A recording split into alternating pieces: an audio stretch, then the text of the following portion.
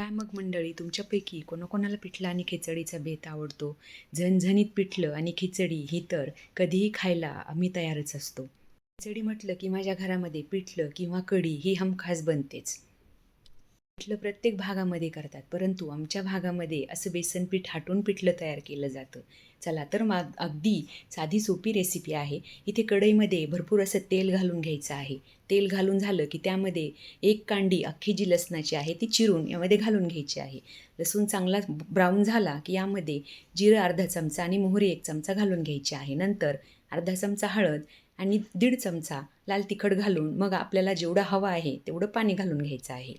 नाहीतरी पिठलं थोडंसं झणझणीतच छान लागतं, परंतु तरीही तिखटाचा वापर आपल्या चवीनुसार करायचा आहे. आता इथे पाणी घालून झाल्यानंतर चवीनुसार मीठ घालून घेतलेलं आहे आणि नंतर छान उकळी आली की यामध्ये बेसन पीठ हाटून घ्यायचं आहे. आता इथे तुम्हाला जर चमच्याच्या सहाय्याने बेसन हाटता नाही आलं तर तुम्ही विस्करचा वापर करू शकता. कारण बऱ्याच जणांना चमच्याने बेसन पीठ हाटता येत नाही आणि गुठळ्या राहतात, म्हणून तुम्ही विस्करने हाटू शकता. आता इथे तुम्ही बघू शकता बेसन सुरुवातीला थोडंसं पातळच ठेवायचं आहे.